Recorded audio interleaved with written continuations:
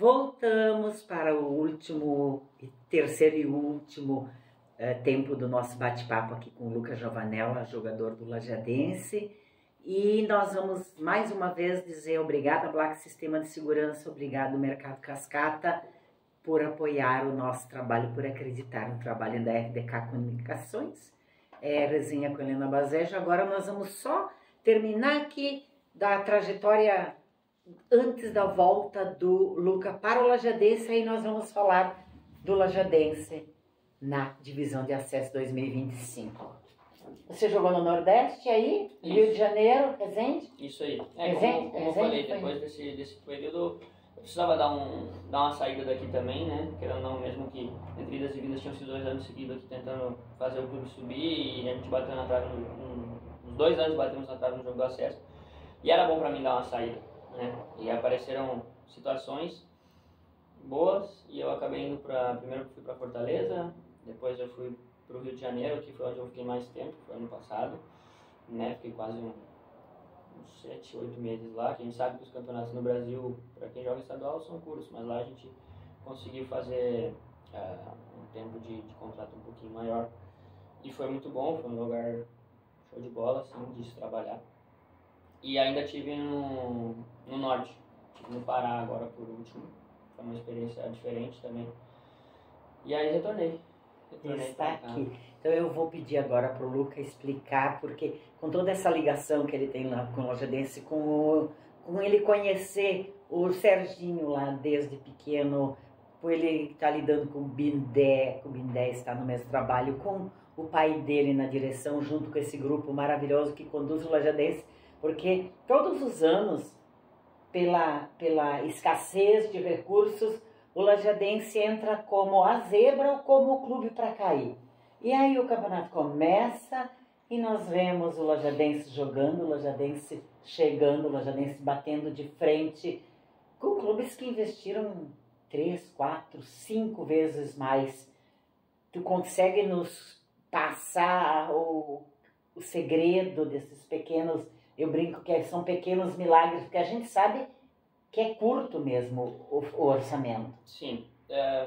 Helena, assim, em primeiro lugar, eu acho que a gente entende que, principalmente na mídia, assim, seja levado em consideração a questão financeira na hora de julgar aonde cada time pode chegar antes de começar o campeonato. Mas eu acredito que, olhando para a história recente do clube, né, desde que o Lajadense caiu para a divisão de acesso, que foi em 2016, desde 2017 em diante, o clube sempre se classificou, todos os anos, seja tendo caído nas quartas ou caído no jogo do acesso. Então, são 9 anos, chegando na fase de mata-mata. Eu acho que, eu entendo que conte a questão financeira, mas que talvez as pessoas, antes de fazer uma análise sobre isso, possam olhar para isso também e dizer, poxa, alguma coisa tem lá. De muito bom. De bom que estejam fazendo para que chegue. Claro que esse ano ainda temos jogos pela frente, né, para chegar lá, que é o nosso objetivo principal agora. Não adianta nós pensar lá na frente, sendo que nós temos que classificar primeiro, e eu creio muito que isso vai acontecer. E tu me perguntaste o motivo. Eu acho que primeiro, além de bons jogadores, claro, que sim, temos bons jogadores, mas é um grupo jovem, né? Que em primeiro lugar são pessoas competentes que estão ali, sabe? Todos os anos começa da secretaria, da direção e a escolha de um treinador, como foi nos últimos anos, né, o Gelson e o Sérgio, que eles ficaram ali revisando um ano um, outro ano outro, e pessoas competentes, sabe? Eu esse ano, por exemplo, antes de eu saber que eu viria a ficar aqui, eu ouvia falar, né, um grupo jovem e tal, mas a resposta era sempre a mesma, tanto minha quanto de outras pessoas, mas o Serginho tá lá, ele vai dar um jeito de fazer ele realmente esse povo tem acreditar. essa capacidade de tirar tanto ele quanto o Bindé, a comissão no geral, sabe? Uhum. O William também, que é o preparador físico desse ano pela primeira vez, mas já acompanhava o clube, ajudando os outros preparadores que estavam. Eles têm, acho que é um dom que Deus deu para eles, né? Pro Sérgio, enfim, de fazer com que acreditem na ideia deles, e é isso, é um grupo, na verdade, de futebol, seja em qualquer esporte, eu acredito, quando se une e acredita numa mesma ideia, as coisas tendem a funcionar. E graças a Deus tem sido assim. É claro que a gente precisa melhorar um monte de coisas, né? Eu comentava outro dia, a gente tem que conseguir parar de tomar o primeiro gol para depois ter que virar. Que, claro, fazer a gente sofrer. Fica uma coisa legal, viraram, mas não precisa. Não precisa. Pode ser sem sofrimento, né? E é isso, mas é questão de amadurecimento dentro do campeonato, né? Outro dia me perguntaram, dá para pensar na próxima fase? Eu acho que não, a gente tem que pensar jogo a jogo. É claro que se tu me perguntar, a gente almeja ser campeão.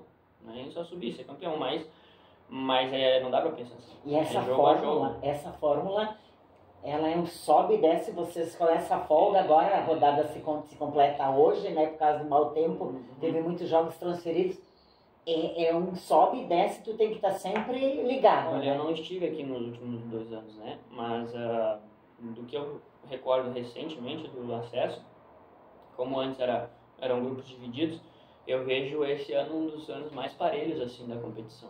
O Elton acabou de dizer isso no intervalo nos bastidores. Eu concordo com ele, assim, com o Elton, porque eu lembro, assim, dos outros anos que eu joguei que tu dizia, bom, tu nunca pode ir com essa autoconfiança total de dizer, não, esse jogo nós vamos ganhar, mas existem jogos em que tu entra e que tu diz, não, hoje é certo que, mas esse ano, cara, se tu não tiver atento os 90 ou 100 minutos, que hoje em dia os acréscimos virou 100 minutos do jogo, tudo pode acontecer contra qualquer equipe, tanto pro bom quanto pro mal. A gente estava perdendo contra o Novo Hamburgo, que é uma das equipes, e é uma equipe muito boa, qualificada. Isso dá moral, né? E que, 1-0 pro Novo Hamburgo, eu acredito que muita gente pensou que não ia dar pra gente, e a gente conseguiu virar o jogo.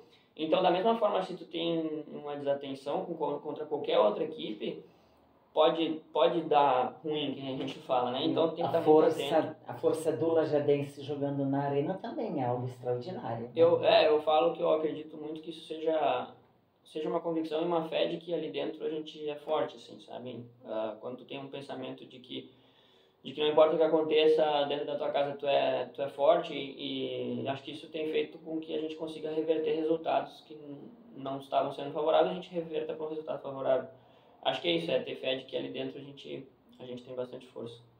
Vocês também têm um respaldo, né? Mesmo com essa que a gente conhece, que são sempre limitados, vocês têm um grupo de diretivo, um conselho que dá o respaldo para o jogador. O jogador se sente tranquilo para jogar, isso é importante para vocês?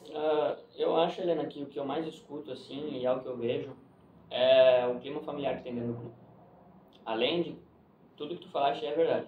A gente tem um respaldo dentro das limitações que o clube tem, a gente vê que as pessoas fazem o máximo possível para nos dar o que eles podem, sabe? Eu oro para que um dia o clube, porque pelo ambiente que tem, pela estrutura que tem, que a Arena tem... Uma das melhores. Exato. Que eu oro para que realmente tenha recurso financeiro para poder dar o que eles realmente gostariam de dar, porque a gente sente da direção que eles gostariam de poder dar mais, só que também não adianta eles darem mais e depois não poderem cumprir com outras coisas. Então, faltam coisas, mas a gente vê que eles tentam dar o que podem, só que eu acho que a diferença mesmo é o ambiente familiar que se tem, né?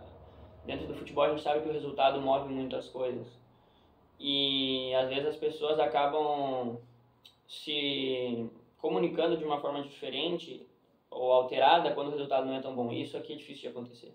A gente teve um resultado... Tem um acolhimento. Exato, a gente teve um resultado ruim outro dia em Veranópolis, que foi uma derrota e que doeu pelo resultado, que foi porque a gente fez um jogo, não fez um jogo ruim como pra... Só que se fosse em outro clube, talvez isso teria gerado um baita de um problema durante a semana. Uma desconfiança enorme, e ali não é assim. Sabe, ali as pessoas continuam confiando, tanto a direção quanto a comissão. Foi um jogo que a gente precisa aprender, atípico. Mas passou, foi atípico, e vamos embora, não fica aquela coisa de que achar culpados e ficar se lamentando e clima ruim, não. Ali o clima sempre é bom e positivo, e eu acho que isso faz diferença, sabe? Domingo, em casa, contra o Bagé, faz o convite. Aí, Elton, quantos minutos nós temos?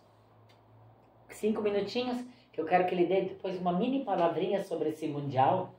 Tô com o teu olhar europeu aí. Faz o convite aí, gente, domingo, Lajadense e Bagé. É mais um jogo-chave. Todos são jogos-chave, já percebeste? Exatamente, Helena. Todos são jogos-chave. Talvez esse se torne um pouquinho mais especial pelo fato de ser um confronto direto, né? A gente está próximo ali do Bagé, acho que até agora eles acabaram perdendo para o Amoré, então a gente continua com o mesmo número de pontos. Foi um resultado bom. A gente sabe que é uma das equipes que mais investiu também, que tem qualidade e, bom, enfim, a gente precisa do torcedor, independente contra quem seja, mas eu acredito que nos últimos jogos em casa, por conta do calendário, a gente teve que jogar durante a semana, à noite, o frio também não colabora, mas nesse domingo, né, por o fato de ser num domingo, vai estar mais quentinho. Se eu não me engano, é o primeiro domingo que a gente joga em casa? Pode ser, ou talvez contra o Esportivo foi domingo também. Domingo foi à noite, mas esse jogo é o primeiro domingo à tarde, né? E então, vai estar prometendo um pouquinho calorzinho, calor, sol, então fica o convite aí para que o torcedor possa nos apoiar e nos incentivar ali, como a gente vinha falando em casa, a gente é forte e com certeza muito é por conta do torcedor também e se Deus quiser e for da vontade dele, a gente possa comemorar junto mais uma vitória. Tem bastante tempo. Então. Comemoraremos. Amém. Eu quero fazer uma provocação aqui Tem bastante agora. tempo. Nós conversaremos aí, a gente volta pro Lajadense. Eu quero fazer uma provocação aqui, no bom sentido, pro Luca. Vamos falar um pouquinho desse Mundial, como tu é um rapaz, um cidadão já que percorreu todo. Como é que você está vendo? Nós partimos daqui praticamente como terra arrasada e agora tá, o Flamengo foi eliminado, mas é só o Bayern, né? E o Botafogo foi eliminado, mas olha o adversário.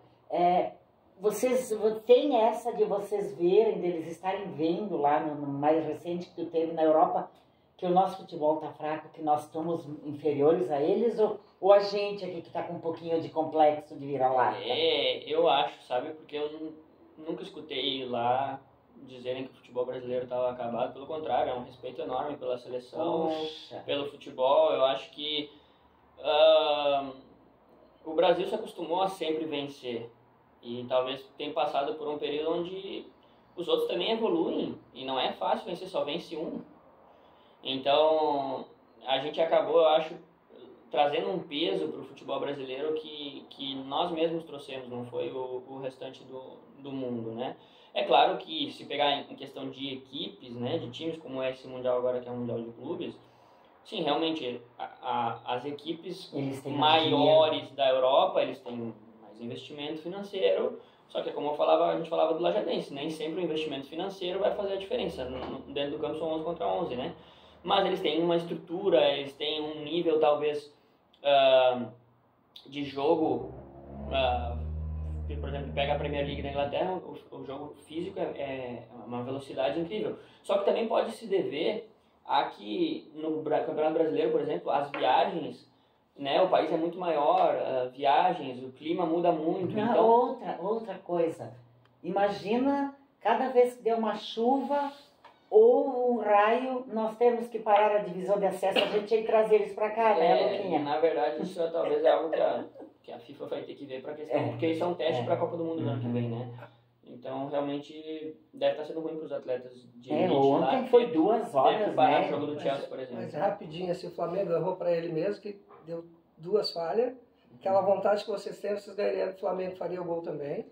Tá? E o Fluminense cai hoje e o Palmeiras cai na próxima. Assim, o que eu vejo, assim, a gente tem que ter eu vejo que é muito baseado no resultado, sabe? Assim, fomos pra lá, todo mundo achando que o Brasil não ia passar. Não precisa. Por quê? Deixa jogar, deixa acontecer. Tanto é que fomos surpreendidos e os times brasileiros passaram. Só que daí os times brasileiros passaram de um jogo, já se transformando. O Brasil é melhor que a Europa. Também já não é assim. Foi um jogo. Tanto é que daí agora, claro, ali foi um confronto entre brasileiros, mas o Palmeiras eliminou o Botafogo, mas o Flamengo não conseguiu passar pelo Bayern, porque, poxa, é o Bayern de Munique, não dá nem para culpar o Flamengo. Só que é isso, nós temos que ter um equilíbrio na hora de julgar. Não é nem, vamos para lá como derrotados, ou nem também quando ganhamos um jogo, o Brasil, o futebol brasileiro é melhor que o europeu. Não. Vai ser um jogo. Um dia vai ser, outro dia não vai ser. Né? Tem que se analisar muitas coisas, eu acho. Obrigada, Luca, querido, por ter vindo aqui conversar com a gente na RDK. Nós agradecemos todos que estão com a gente. Nós voltamos na próxima semana. Um prazer. Deus abençoe. Amém. Amém.